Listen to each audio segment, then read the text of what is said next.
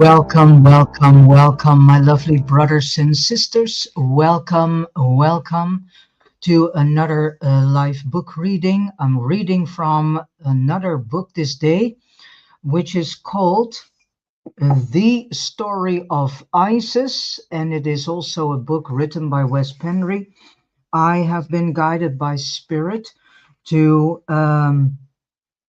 present you chapter 1 of this book, which is in actuality titled Isis and the Backstory. And in this chapter 1, we will go through Marduk's genocide, Isis and the bloodlines of Cain and Abel and Seth, Isis as the mother goddess, the creation of Atlantis, the importance of our physical body, Cain's bloodline, and Enki's mutiny, Isis and Mother Goddess in the Matrix, the non-player characters, Isis trapped, and Isis at Lake Baikal. I do around about 10 to 11 pages because it's a long chapter. So welcome, and thank you so much for tuning in today. I don't know if you come through Facebook, Rumble, or YouTube. But anyways, I'm very thankful that you're here and that you are willing to listen along. So Isis, the backstory. Why is it that I have been guided to this chapter? Because these bloodlines are still having great influences all over our world. And their influences are not so positive as we think. All right, Isis, the backstory. There have been various controversies about Isis in history and in mythology.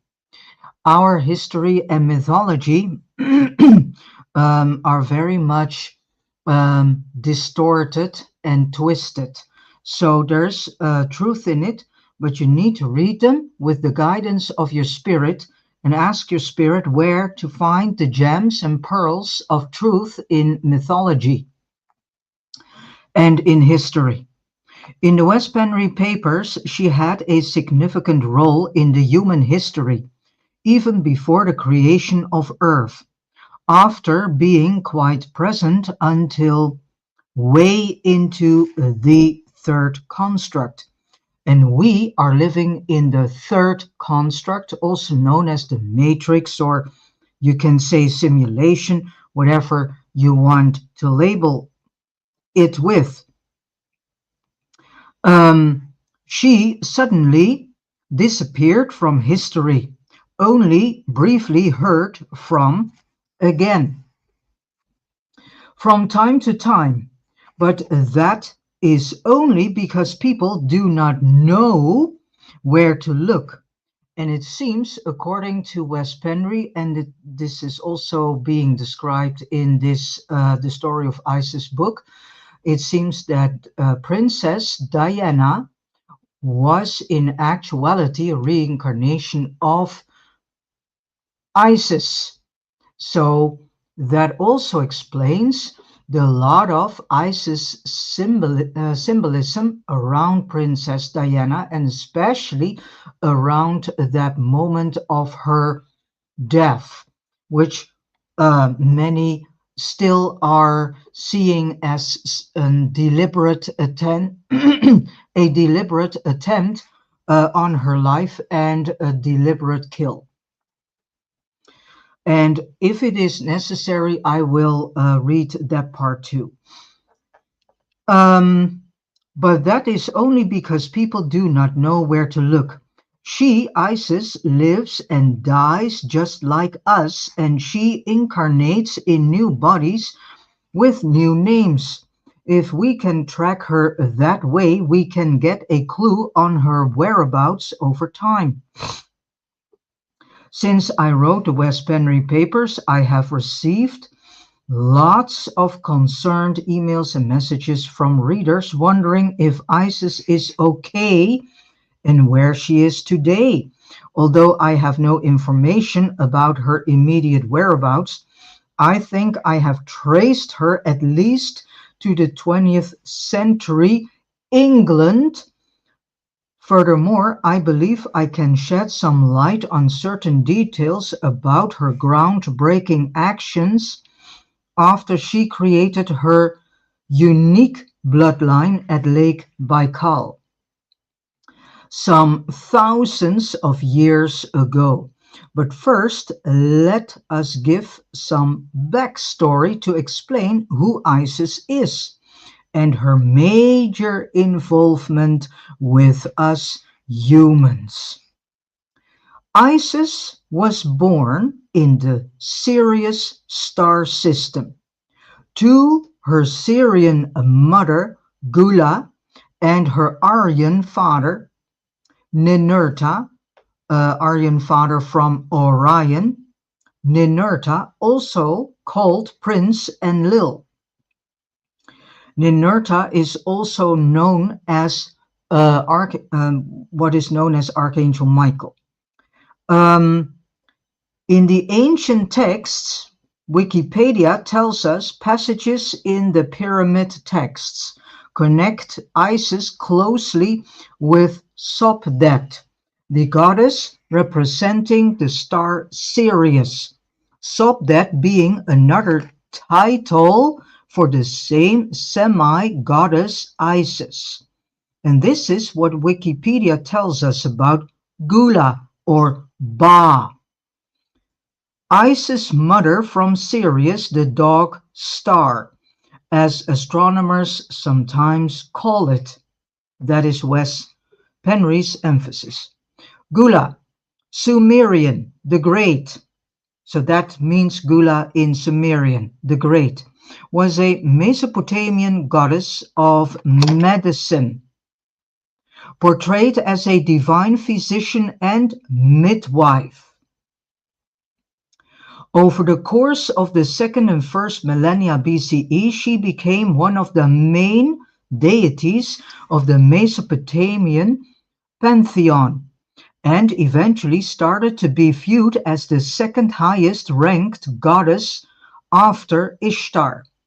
She was associated with dogs and could be depicted alongside these animals, for example, on kuduru, inscribed boundary stones, and receive figurines representing them as votive offerings. While Gula was initially regarded as unmarried in the Kassite period, she came to be associated with Ninurta, or Prince Enlil. As we can see here, Gula is associated with dogs. In the Wes Penre papers, I described the Syrians as a dog species from the dog star Sirius, a wolfen reptilian race. So they have very much wolfen um, image in them. Yeah, their heads are like wolves. Their bodies are more reptilian.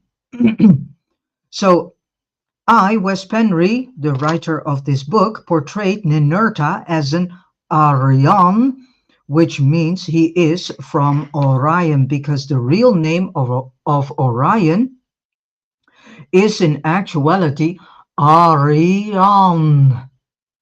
So, and later they made it Orion, but it is not really correct. However, Orion or Orion is not just a star constellation, but also the name of the greater universe. The universe in which the Earth matrix is encapsulated. Therefore, Sirius as well as Earth is part of Orion or Orion. It is mostly a confusion of terms, but I will try to be as clear and distinct as possible.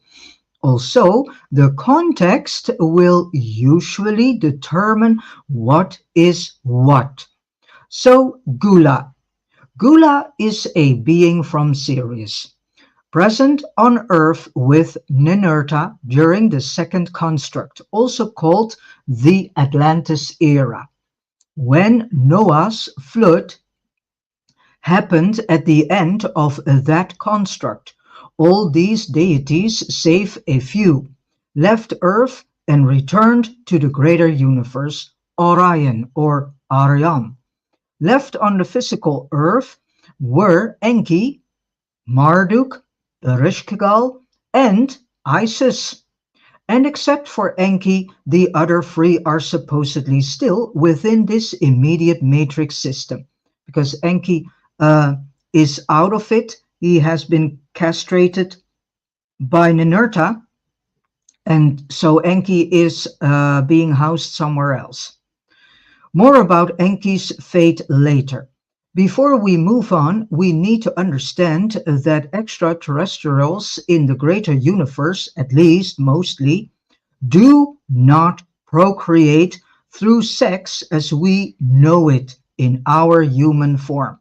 There might be species in the developing worlds in a material/physical universe who procreate akin to us, but during my 5 to 6 years of researching and writing the Wes Penre papers between 2010 and 2015, collaborating with particularly one source from Orion, I learned that most species in the developing worlds reproduce through cloning, and others are androgynous and hermaphrodites, just like we humans once were. Because, lovely brothers and sisters, our blueprint is androgynous, and Enki and Marduk have splitted us in a separate female and a separate male, but this is not a natural thing to us. Our blueprint is androgynous. So we need to be, in actuality, an androgynous human being. So just like we humans once were while living on our original planet, Tiamat. And Tiamat has been blown into billions of pieces, and Earth, the place that is now our home, is in actuality one of these pieces of Tiamat. That is why we see petrified trees, animals, mushrooms, and whatsoever that you find as petrified, because these are the leftovers of the Tiamat time during the galactic cosmic war that was going on. So existing a higher dimension, here on Earth there are still certain species such as snails and slugs that are hermaphrodites. Most species evolve in their home worlds up to the point when they are ready to leave their environment and their physical bodies behind and become non-physical. Then they leave their planet or star and move into the greater spiritual universe, also called the Ka. There they have no solid physical bodies anymore, traveling and communicating with thoughts, and they can move from one part of the universe to another in an instant just by thinking themselves to that location. Even though these more evolved beings do not have dense bodies as we do, they can shapeshift into any shape and form they wish by reorganizing their avatar, between brackets, their collective soul or spirit fires. And from their perspective, the environment is perceived to be just as physical as ours, but much less dense. If we could see those realities, they would look nebulous and transparent to us. So Ninurta and Gula did not have sex like we do when they produced Isis' body in Sirius a very long time ago. In Orion, when new beings are made, the couple, Ninurta and Gula in this case, can decide which gender they want the child to be by how they treat the egg. If the male does not fertilize the egg, the offspring becomes a male without having a father. But if the male fertilizes the egg, the offspring becomes a female. It's the exact same principles used by bees on our planet. Bees are of Orion, so they are Arians, just like we are, because lovely brothers and sisters, you are Arians or children of Orion. So bees are of Orion and thus also Arians. An egg can be fertilized through genetic tinkering. When two beings mix their DNA or the female creates a female without involving a male's DNA in a natural way, such as in Isis' case, Ninurta fertilized the egg, so his DNA was added to the mix of DNA that made up Isis' body on Sirius. Into this body, the three-unit composite of Isis descended. So that is the soul and mind and body. She was considered Queen Sophia's daughter on a spiritual level, while on a physical level she was half Syrian and half Orion, and her parents were Ninurta and Gula, the three-unit composite being of the mother goddess.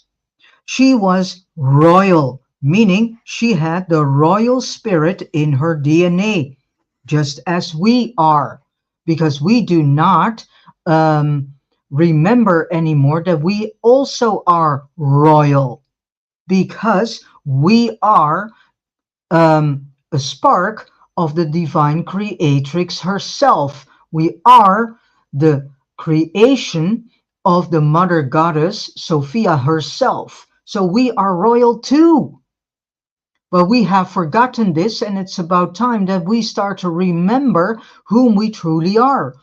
We have been gifted with spirit, and the ones that are pulling the strings here on earth lack spirit. And what they also lack is life force energy, so that is why they need us as living batteries. But it's about time, lovely brothers and sisters, beautiful human souls, that you start to remember whom you truly are. You are creators yourself. And you can create the most stunning things that we not have seen yet on this earth. So it's about time that you start to remember, because if you start to remember whom you truly are, and if more human souls on earth start to remember whom they truly are, then we can turn the tables, and then we can leave this whole singularity timeline behind us. And then we can turn the tables in the sense that we then take our sovereignty back, and we take back this earth that is our home. Our home is now being ruled by beings known as Enki and Marduk, who lack spirit and who themselves have become cyborgs. I don't know what's wrong in this picture, but shouldn't we take our home planet back into our hands? Yes, I think so. Earth is ours. Earth is not from Marduk. Earth is not from Enki. Earth is not from fallen archangels. Earth is of us humans. And we need to take Earth back. We need to stand up, take our sovereignty back, reclaim our eternal sovereignty back, remembering that we are spirited beings, that we are a spark, a divine spark of the Mother Goddess Sophia herself. She has created us, not a god known as Enki, who is known as God the Father in the Bible, because that is not a true base story. Our story is that we have been created through the feminine Sophia, the divine Mother Goddess, the creatrix of this universe. And she is royal, so we are royal. So let's put on our royal robes and turn the tables here on earth. And let us take back our eternal sovereignty and stand as a soul group. Because as soon as we are standing as a soul group, as one, we can cry out to Orion. And then Orion can help us. But this cannot be done on an individual basis. We need to cry out as a whole group, as a whole soul group. Because there is free will, and Orion is not damaging our free will. So we need to stand up. We need to remember whom we are. And as soon as we do this, these pricksters, Enki and Marduk, have no room to rule anymore. They lose grip, and then the entire singularity collapses and the entire metaverse collapses. Because the entire metaverse and the singularity is only created with one purpose: for a cosmic galactic war against Orion. And if you do not make your choice, you will be part of it. All right. From the gods' viewpoint, blood and DNA are synonymous. Thus, we have the term bloodlines. When a spirited being enters a physical body, the DNA of the body and that of the three-unit composite mix with each other. So in that sense, both body and the three-unit composite share and combine their DNA. The same thing applies to us humans in our Homo sapiens bodies. More on this in a moment. This also means that Isis, when her Syrian body died, she inherited Syrian DNA from the body, carrying it with her in her three-unit composite.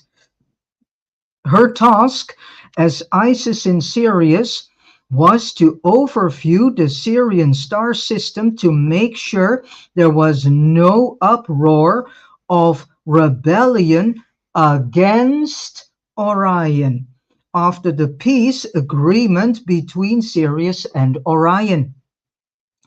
Some species who are androgynous and hermaphrodites can take care of the entire fertilizing process themselves, since the same being comprises both genders and usually do not need an external male to fertilize the egg.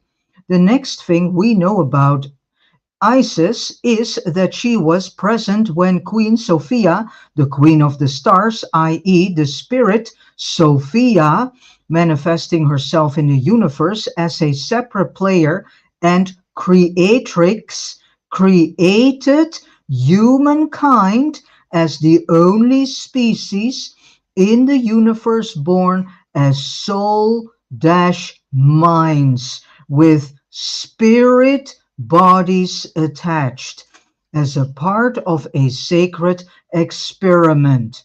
Other star races are born with only a soul and a mind.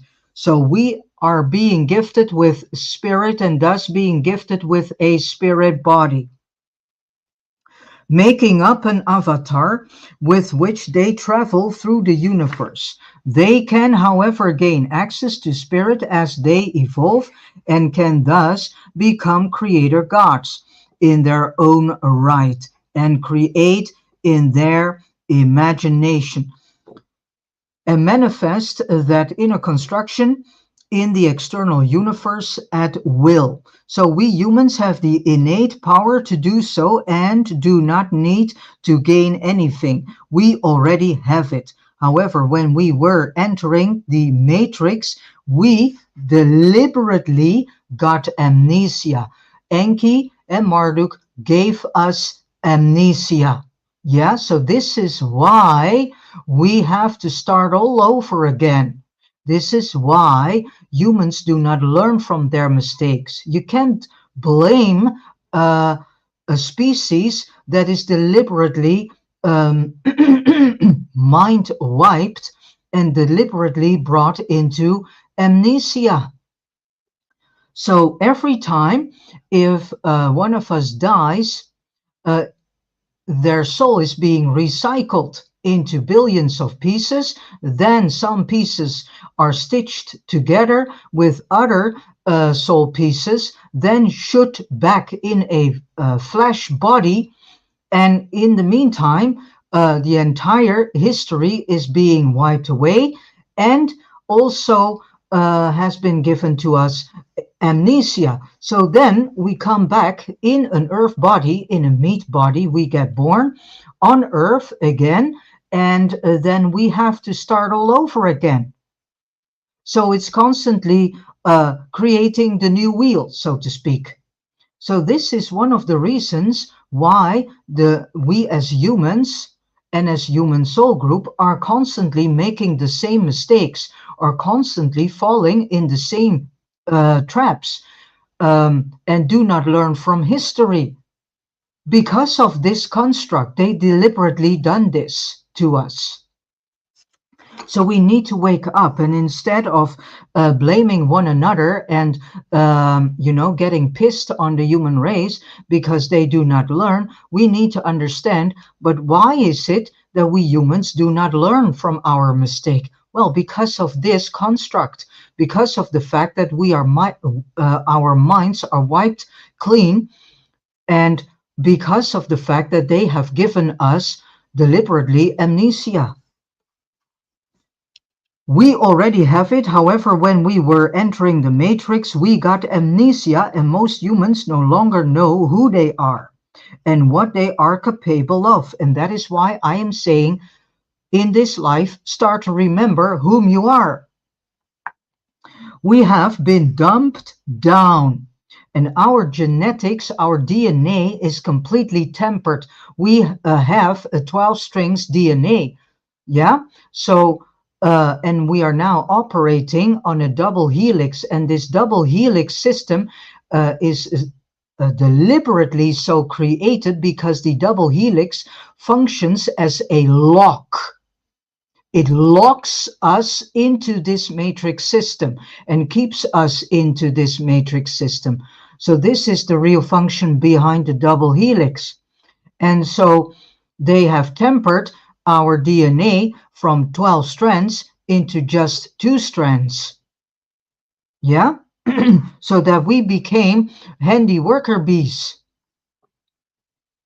and thus handy slaves and cannon fodder and military battle pawns and whatever. And so food for Enki and food for Marduk and all their cohorts whom are working with them.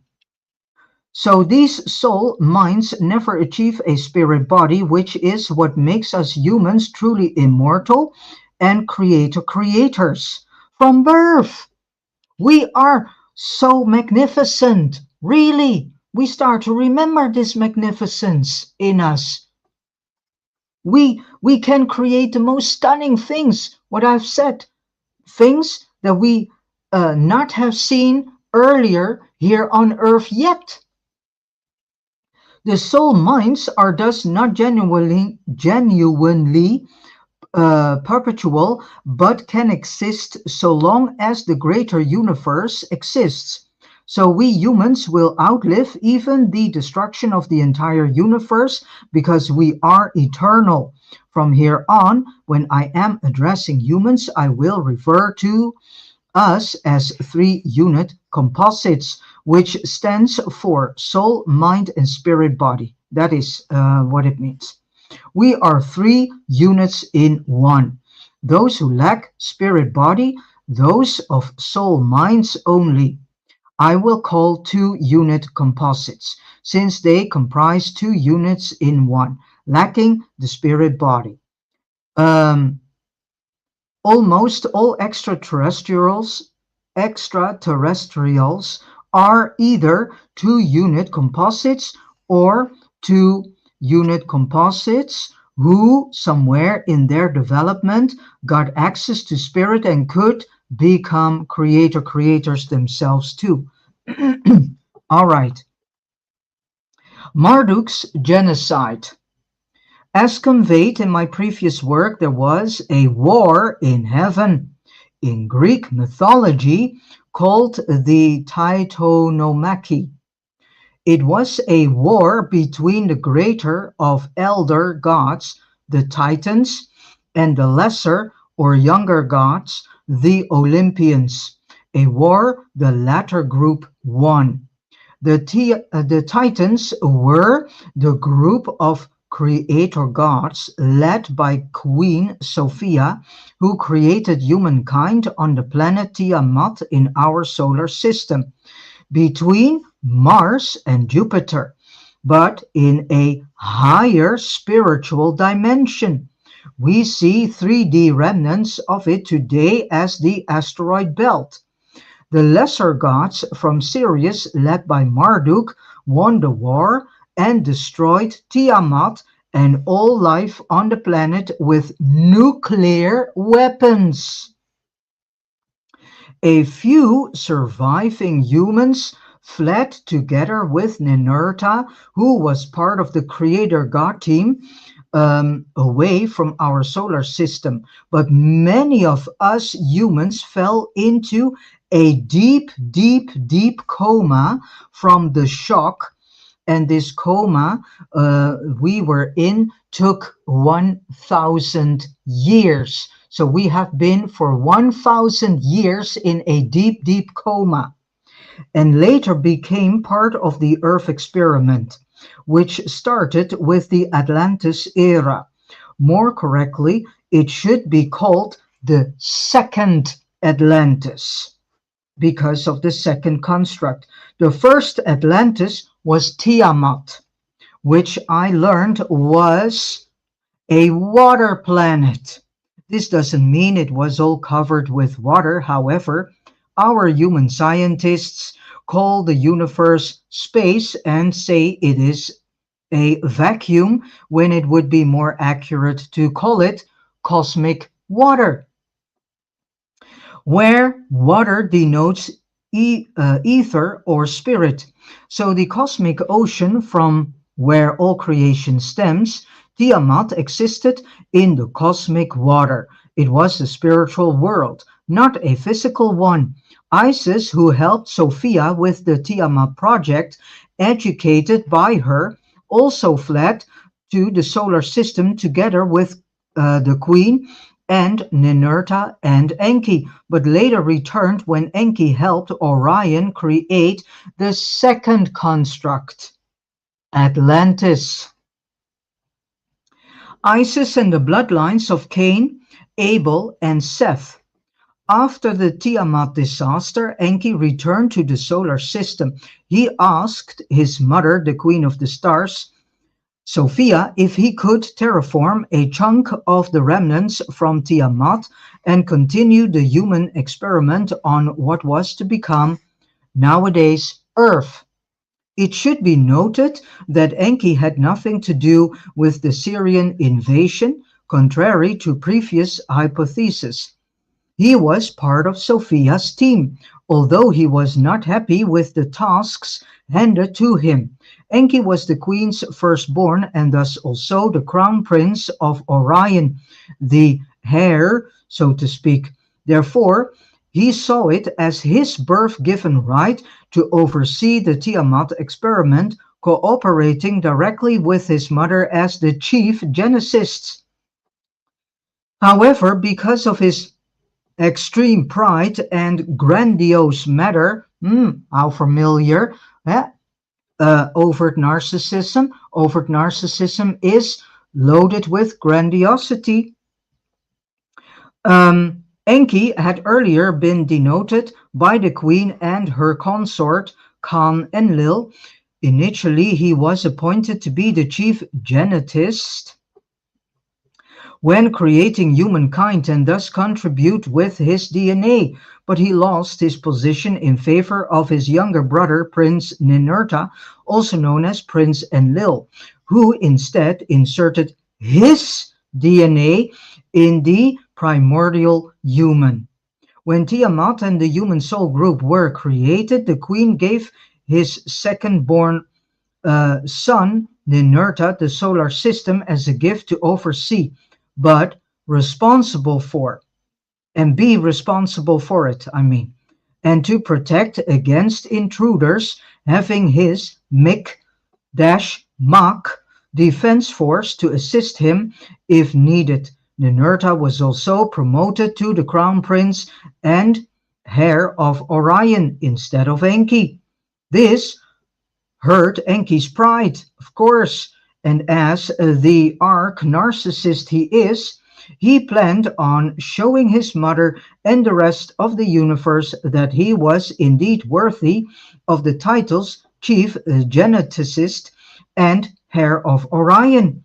After the Tiamat disaster, Enki saw his opportunity, hoping to regain his position as the heir, replacing Cain Enlil as the king of Orion should something happened to him. In certain terms, I think Enki was pleased with the Tiamat incident because the outcome made his brother Ninurta look incompetent, having failed to protect the solar system and the newborn human race alike, forced to flee the situation. Enki now wanted to prove that he could do a much better job than his brother, if Orion gave him a chance. Before Enki came forth with his idea, the Orion Council had decided to discontinue the human experiment altogether because from their perspective, it failed when Tiamat was destroyed. However, the queen had invested a lot in the human experiment. She had contributed with her own 3-unit composite, making us mini copies of herself, i.e., she gave spiritual birth to us, making us royal too. We literally became her children. And that is why it is called female, which means the males are coming from a female. And from what I came to understand, males are in actuality inverted females. So we literally became her children. She wanted to create a soul group that was spirited from birth and thus born as creator creators. But before she let us free in the greater universe to create, she wanted to put us in a harsh environment so we could grow up to mature beings, ready to take on the universe. Her hope for us was that we could graduate from the Tiamat experiment as a whole human soul group with more compassion and empathy than before we started, i.e., we would grow up and gain wisdom. The Queen wanted to breed more compassionate and responsible creators to stop the warlike behavior that sometimes disturbed the order of the universe. Therefore, Enki's idea probably did not seem so bad, and the Queen was eager to give it a try. Hence, Orion gave Enki a chance. He got the green light to set up and continue the experiment on Earth.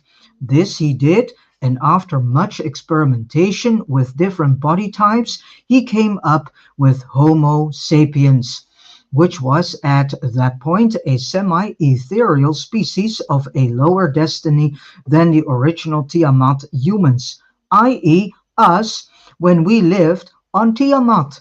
In the Wes Penre papers, I called the original human species the Namlu'u.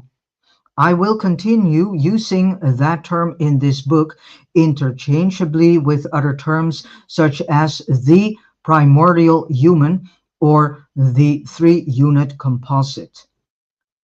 Because of Enki's innate character flaws, Orion must have not completely trusted Enki with the task, aware of his grandiose and sometimes, most of the times, better said, tricky and manipulative behavior. Although they apparently thought he would make some progress since he was demoted. They wanted to give him a chance to continue where his brother had failed and to prove himself. So therefore, he was now allowed to add his DNA to the new human bodies, which means we as humans got a part of his personality inserted to supervise and oversee the new experiment. Orion put their own people on Earth, and Prince Ninurta was in command of the Orion team to Enki's dismay. I presume that must have annoyed Enki tremendously. He did not like his brother because he had been unjustly favored from Enki's perspective. And now he had to deal with Ninurta a second time as his so-called supervisor and overseer. So time passed and we humans evolved on Earth. Successfully, Syrians also arrived on Earth. This was allowed because the reason for the Titan War was a Syrians conflict with Orion over the ownership of the solar system, leading to the invasion and destruction of Tiamat. The argument about who owns what was not resolved, so the Syrians, per Orion's laws, still was allowed access to Earth and the solar system until the argument was settled and the ownership established. Isis returned to Earth before Ninurta and his Orion team, from what I understand, together with Enki, to be his helper if necessary. Enki and Isis are both master geneticists. The Orion overseers came into the picture later. So we need to understand that we also have some of Enki's personality in us. Yeah. At one point, Enki and Isis choose to have a human child together to strengthen Enki's bloodline. keeping it as pure as possible, and they had a baby boy. In Egypt, Enki was known as Osiris, the elder Osiris, because there is also an Osiris, the younger one. Or was that? Oh, that was Horus. Sorry, I get correction from Spirit. Um, So in Egypt, Enki was known as Osiris and Isis. In her human form, gave birth to Horus. The two-unit composite inhabiting Horus was the dreadful Marduk, who had led the Olympians to destroy Tiamat. Marduk was reincarnated into the elite bloodlines ever since, and he is still on Earth today and is still roaming over Earth today, taking on the role of the biblical Satan. So Satan in the Bible is Marduk. Whether the two knew that Marduk was going to take the Horus body is up for debate, but it stands to reason they did not. Marduk saw an opportunity to incarnate into the pure Enki Isis bloodline and take part in the human experiment. It is my conclusion that he had plans for humankind already by then, and the plans were and are indeed demonic. As we shall see further into this book, Marduk is known as the son of Enki, which is true on a physical level, since he is the biological offspring of Enki between brackets Osiris and Isis. But on a soul level, there is no fundamental relationship between the two aside from that Marduk, through this incarnation as Horus, also inherited both Isis and Enki's DNA. So this is very important to understand. Marduk is initially a full-blooded Syrian. So this also explains his extreme aggressive behavior, because Syrians are aggressive beings and had no kinship with Enki or Isis until the Horus incarnation. At the end of the Atlantis era, Enki started tinkering with genetics again, and he and his Syrian cohorts copulated with human females, which is a high crime in Orion. Gods can copulate with each other in human bodies to strengthen bloodlines, but they are not allowed to have sex with humans directly. Beings from outside the construct of a developing species are not allowed to mix their DNA with the inhabitants of that world, having no relationship to that place. It completely messes up the entire purpose and destiny of that species, which has happened to us, unfortunately. So and this messes up the entire purpose and destiny of that species. This intervention, in which Enki and some Syrians had sex with human females, resulted in strange mutations called the Nephilim, who were the giants of renown, as mentioned in the Bible. However, Enki didn't stop there. He also created many other abominations, and therefore he completely contaminated the human experiment, which was now rendered useless. Orion decided to call the human soul group home to Orion again and thus finish the disastrous experiment for the second time. And here comes the whole flood story in place. It's not as what the Bible is teaching us. The real story behind the flood has to do with all this, with what I am reading right now to you. Therefore, the gods orchestrated Noah's flood.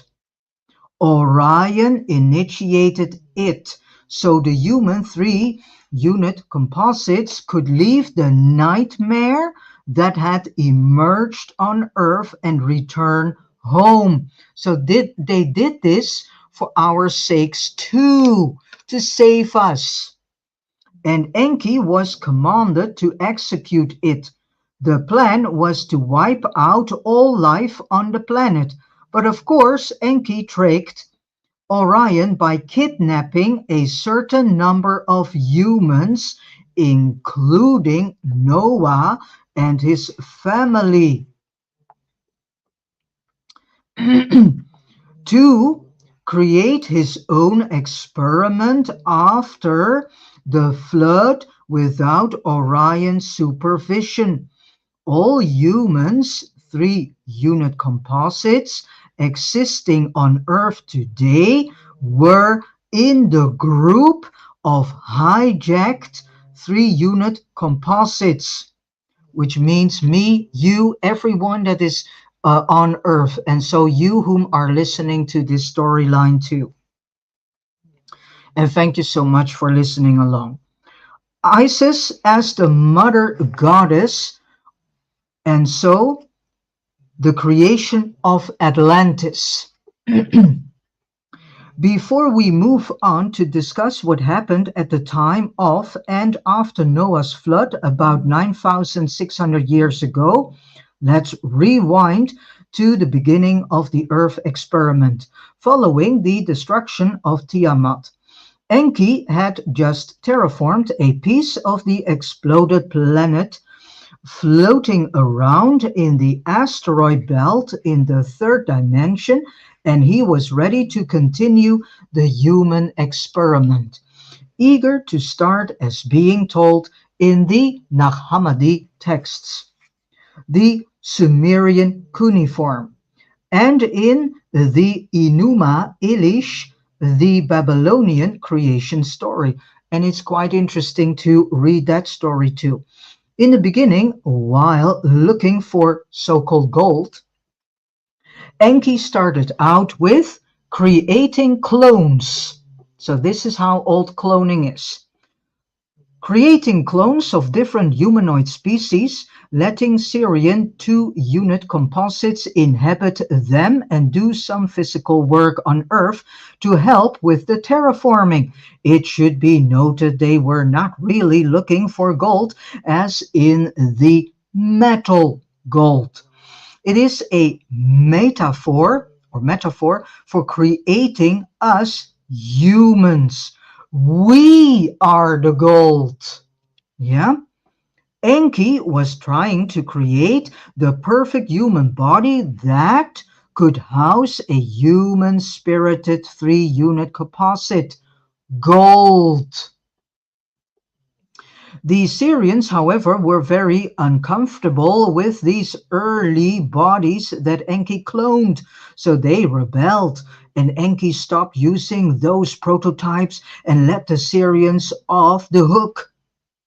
Eventually, he thought he had created great prototypes to house human three-unit composites. He had created the first Adam in the Garden of Eden, which is the name of a restricted area where his genetic experiments could take place. And I would highly recommend you to also read the Terra papers from Robert Morning Sky. You can go to the website baruchababashemyahuwah.net. There on the Wes Penre webpage, Go down and you will find PDF documents which you can download for free. And there in these documents, you can find the Terra papers of Robert Morningsky too. Download these and read because they contain a lot of interesting information too. And they are very much in alignment with what Wes Penre is writing. Enki created an artificial soul in the astral dimension, specifically made to work in our density, and he attached it from the astral onto the physical body via the so-called silver cord. The Homo sapiens body would act as a physical version of the human spirit body to which the three-unit composite could attach. However, the bodies could not house human composites, so we bounced off, and Adam was unable to move around. Enki worked in sweat and tears trying to make this work. Eager to show himself off to his mother, he must not fail now, or he would not be given another chance. Then Isis, who was spirited, came to Enki's assistance, being of a lower manifestation of Queen Sophia, but with her unique personality. She moved to Earth from Sirius, where she had been an Orion overseer of that system. Following the old peace agreement between Orion and Sirius in the past. In the Nag Hammadi texts, Isis was called Zoe Sophia. Zoe means life in Greek, and Isis was giving life to Homo sapiens in the second construct, thus becoming Eve, which in Hebrew means to live, to give life, or to breathe. She told Enki that the human bodies needed a breath of spirit into them for our three-unit composites to attach. This is thoroughly described in the Nag Hammadi texts, so Enki and Isis, the two geneticists, now work together, and Isis blew her creative breath, also interpreted as dragon breath, into the cells of the lifeless Adam. Yes, so here comes this whole idea of this dragon thing. Yes, dragons can spew fire, but they also can spew water and ice. But whom are these dragons? These are in actuality beings who are in such a way developed that they are creators themselves, and they can do things with them so that they are eventually able to do such things as spewing fire into their creation. And fire is life, breath. So the creative dragon breath into the cells of the lifeless Adam, who then started coming to life. Then Isis incarnated with her three-unit composite into the body of Adam. Now the three-unit composite could connect because Isis' spirit, life force, was breathed into Adam, mixing with the body's DNA. Therefore, to be accurate, the first working Homo sapiens was not male, but female. It was Isis who made the body come alive. It was Isis who made the body come alive. Adam, at that stage, was completely genderless, and the spirited Adam, created by female energy, was Eve, aching to Isis. Thus, the female came before the male. It is spirit that creates, and spirit is feminine. This was the point when Enki created two genders. He had little choice because he could no longer clone human bodies without Isis constantly blowing her breath into each separate cloned body. Creating two genders was a better solution, he mused. Then humans could procreate on their own, and their offspring automatically inherit spirit through the parents. DNA and new three-unit composites could attach to the offspring. But he needed to also create something that made humans want to procreate. So he invented sex as a very pleasurable thing that humans would love. In that case, he was quite right. Adding sex made human three-unit composites very curious and eager to incarnate. And Enki therefore had no problems inserting three-unit composites into the Adam bodies.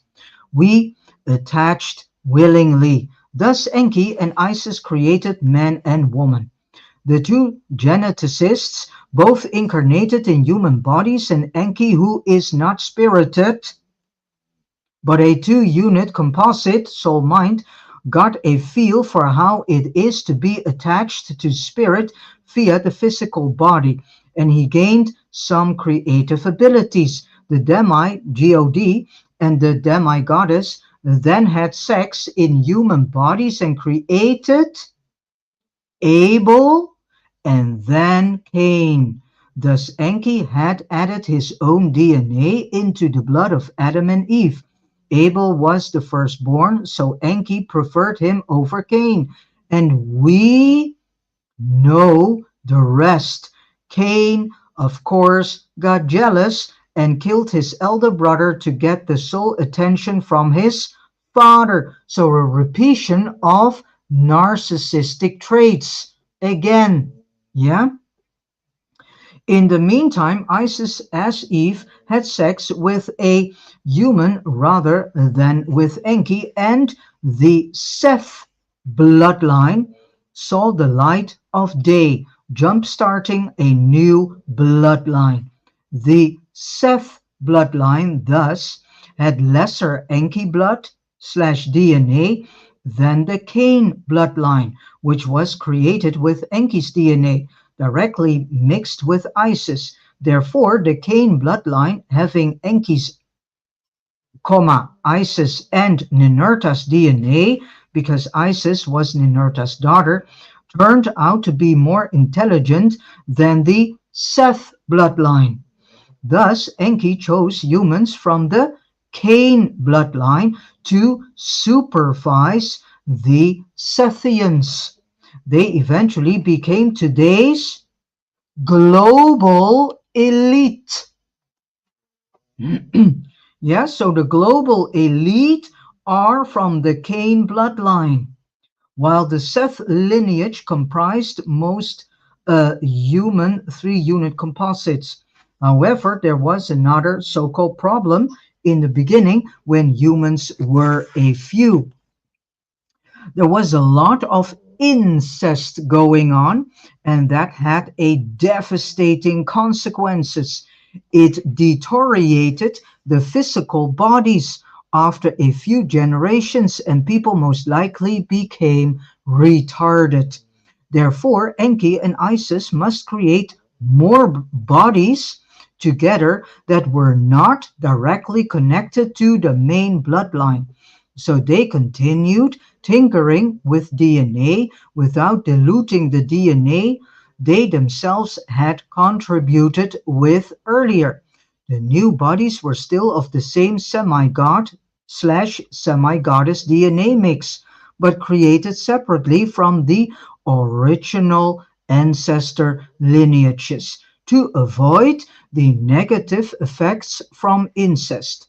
Consequently, they let the existing humans copulate with these new bodies, wherewith the ancestral lines became more alienated from each other over time. I would suggest this is when Enki created different blood types. different eye colors, and people with diverse skin color, separate from the original humans who were black. This made it easier to distinguish between different upgrades, and he could comfortably decide who would be allowed to procreate with whom in the beginning.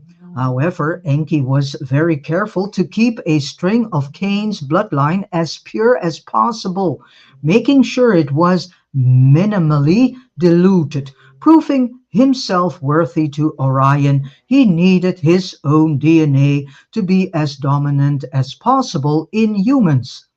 And he needed Ninurta's DNA to be there too, to strengthen the connection to Orion in favor of Sirius. But Ninurta's blood must be secondary.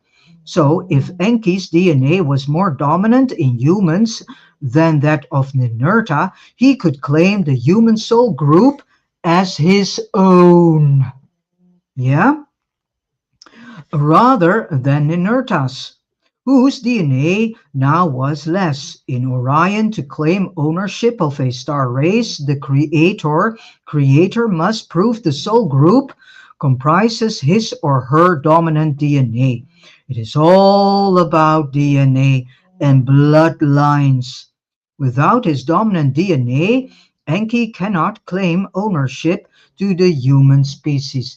And now you get this understanding why in 2020 they enforced or tried to enforce us to do all these weird tests, mouth and nose swabs and whatever they came up with that time. Why? Because of the DNA. This is also one of the reasons behind Ancestry.com, which is a platform of Google where they collect human DNA. They need to know who is who and who has whose bloodline and thus genetics in them. Yeah, so that is why they are doing everything to collect our DNA. It is my impression that the early Homo sapiens were held in captivity in Eden for a long time, and Enki decided which humans could have sex with whom for the experiment to work properly. When there were enough of us in the contained Eden, he let us loose in the world and he said, "Go out, procreate." Before that happened, something else occurred, which bothered Enki and the Syrian Khan kings. Very soon, Enki noticed how intelligent Adam was when he/she was spirited. She consulted with the Syrian overlords, the Khan kings, or better said, sorry. Enki consulted with the Syrian overlords, the Khan kings, and they all became frightened because Adam was smarter than they were. Ooh, but that brought some jealousy. um, which was, of course, not acceptable. Or the overlords could not control the human soul group. So that is the main reason why they had to tinker our DNA and temper our DNA also, because in actuality we were far more smarter than they are. So let us remember all this, lovely brothers and sisters, beautiful human souls, that you are far more than those whom are pulling the strings here on earth. You are royal, you are gifted with a spirit body, and you in actuality have 12 strands of DNA, and so you are far more smarter. Remember all this. We need to turn the tables here on Earth and take back our home planet. Earth is ours, not theirs. Therefore, as the Gnostic texts say, Enki threw Adam further down into the abyss, which means he lowered the frequency of Earth, making Adam forget who he primarily was. After that, the overlords felt more comfortable. So in the Wes Penre papers and the Orion books, I discussed how Enki lost his creative abilities after he was castrated by Ninurta in the Rigel star system and thrown into the Apsu, which likely is the lowest of the lowest of the lowest um, density of the astral, where he is contained since then. What does losing creative abilities truly mean? It was kind of a mystery to me until recently when I realized what it must be. Enki, the Syrians, including Marduk and other invaders who are all two-unit composites, gain creative abilities as soon as they enter a human body which is spirited, credit to Isis. Thus, the Syrians have creative abilities when they inhabit human bodies, albeit not to our extent because we have spirit innately and in abundance through our original spirit bodies. Enki, locked up in the Apsu, can thus not attach to human bodies anymore, and therefore he lost his what is known as creativity. And with this said, I have come to the end of reading part 1 of this long chapter, and I'm exactly on the half of it. So the next time could be today, and otherwise tomorrow, maybe later on the day, I will do part 2. And then I start with the importance of our physical body.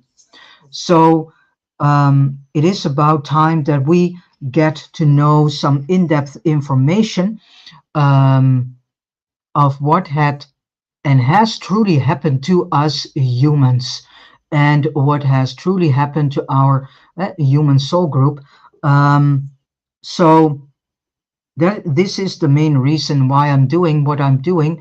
I'm presenting you this information so you can meditate upon it, ponder upon it. Please share this information. A lot of the information in ancient texts, unfortunately, have been distorted. So if you read ancient texts, read it with your spirit and ask your spirit to help you to find the gems and pearls of truth in the texts. It does not mean that these ancient texts are not relevant anymore. You only need to find the gems and pearls of truth that are still in it, although marginalized. This also counts for this so-called holy book known as Bible. The Bible is not a pure word of God at all. It is in actuality a storyline in which we can find pieces, gems and pearls of truth in it that are still valid and can help us to understand whom we are and can help us in understanding our history. But do not stay stuck on that book and do not claim it as if it is God's word, because the God that this book belongs to is Enki, and also Marduk.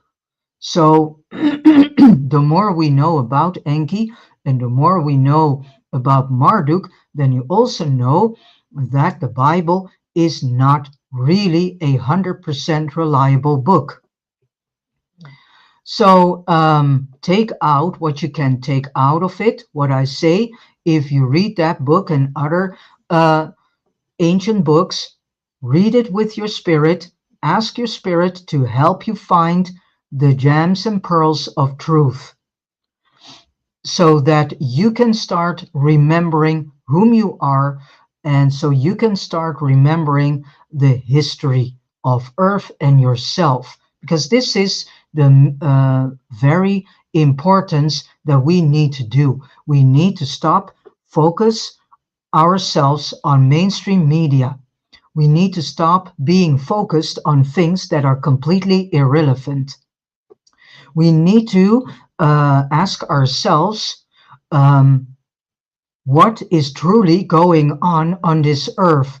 And through educating and informing ourselves, we then can start seeing all the things that are happening, whom are deliberately created and instigated in this matrix, are uh, happening with a certain reason, and that reason is to push us humans deeper into the singularity and thus in the metaverse, which is not created for our benefit at all.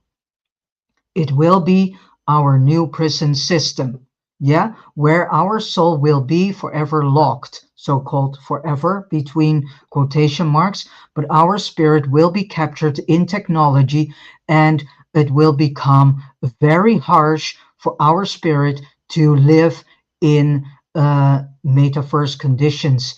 So all the things that are happening here on Earth, all these psychological operations and whatever, is nothing more than constantly have us traumatized. I also have presented a video about the global traumatization. Please watch this one too. There is a global traumatization going on.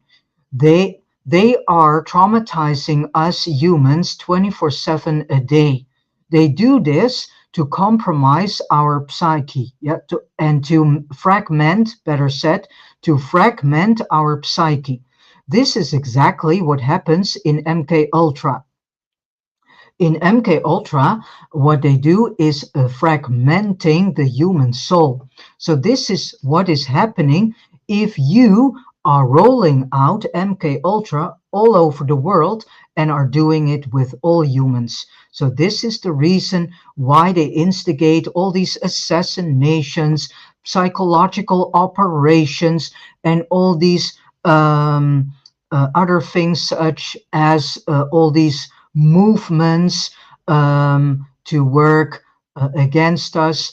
All these movements, such as Black Lives Matters and White Lives Matters and blah, blah, blah, what they have created and instigated into this world, are created to make sure that we start to hate one another, that we start to fight with one another, and the same with the entire woke movement.